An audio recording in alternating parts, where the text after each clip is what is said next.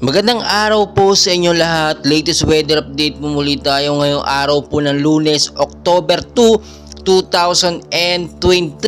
So muli pong namataan ito nga pong bagyo or tropical storm Jenny na may estimated pong layo na 715 kilometers east of Apari, Cagayan. So makikita nyo naman po sa ating pinaka-live radar ay lumakas na nga po. Pumalo na nga po ngayon itong si Bagyong Jenny sa 140 kilometers per hour. Malapit pa rin po sa sentro at may bugso naman pong pumapalo ngayon sa 165 kilometers per hour.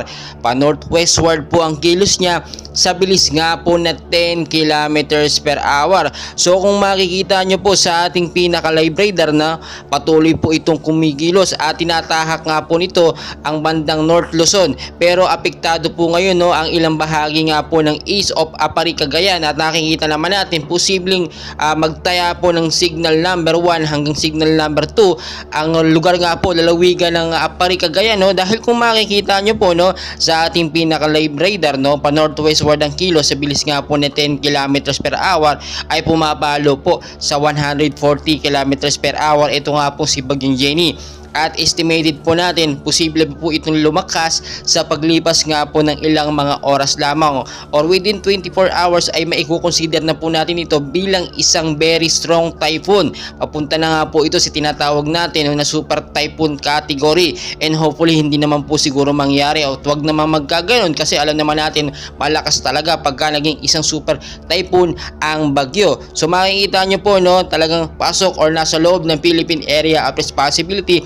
Eto nga pong si Bagyong Jenny. So ngayon pa lamang po pinag-iingat na ang ilang lugar nga po sa Metro Manila, sa bandang Luzon, Visayas at Mindanao, lalo na po yung mga mabababang lugar dyan na bahain. Mag-ingat po tayo, maging alerto po tayo sa banda po ng pagbabaha kapag meron nga pong patuloy at malakas na pag-ulan. At gayon din po sa mga matataas na lugar, especially mag-ingat po kayo dyan sa banta ng landslide dahil posibleng magkaroon ng landslide kapag nagkaroon nga po ng patuloy na pag-ulan dahil posibleng lumambot ang lupa dahil sa malakas na pag-ulan na magiging sanhi po ng landslide.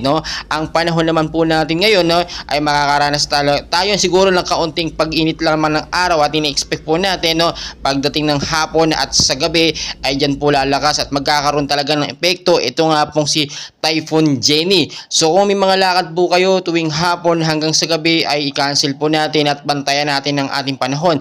Palagi po kayo magdala ng payong, jacket, sombrero, panglaban na rin po sa malakas na panahon o pag-uulan ngayon. Hindi po natin malalaman or mapepredict ang galaw po ng panahon o bagyo. Pabago-bago po yan.